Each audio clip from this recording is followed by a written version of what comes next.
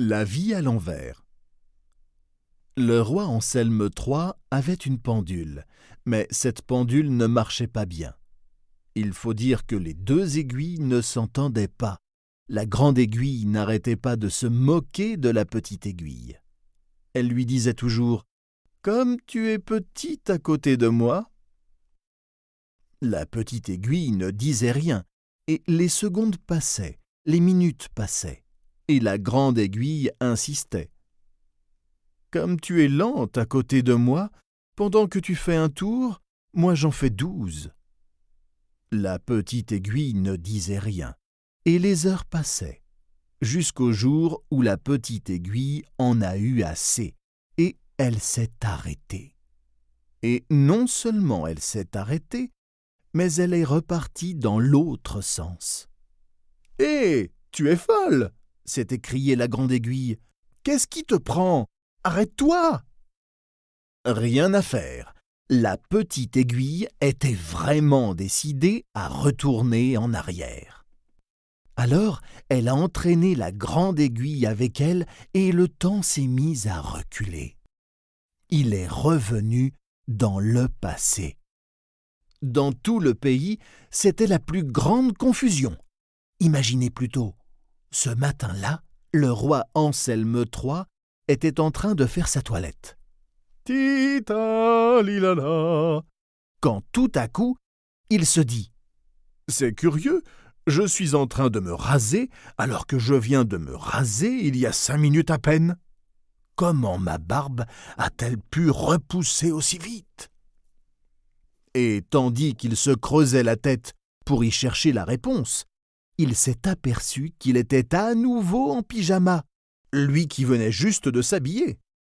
Alors le roi a regardé par la fenêtre et il a remarqué que le soleil, au lieu de se lever comme tous les matins, retournait se coucher derrière la colline. Cette fois, la nuit a envahi la chambre et le roi Anselme III s'est remis au lit et s'est endormi.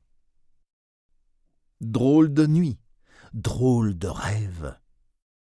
Dans son lit, cette nuit-là, le roi a fait des rêves qu'il connaissait déjà, et lorsqu'il s'est réveillé, c'était le soir du jour d'avant. Le roi s'est levé, il s'est habillé. Il a pris son repas du soir à la place de son petit déjeuner, puis il a commencé sa journée à l'envers. Et à partir de ce moment-là, tout a marché à l'envers. Le matin, le roi se couchait pour se réveiller le soir du jour d'avant. Et les jours passaient, les semaines passaient, à l'envers. Lorsqu'on était lundi, le lendemain c'était dimanche, et la semaine était finie. Les mois passaient. Le roi remarquait que de drôles de choses lui arrivaient. Par exemple, il devait se sécher avant de prendre sa douche, mettre ses chaussures avant d'enfiler son pantalon, dire au revoir avant de dire bonjour.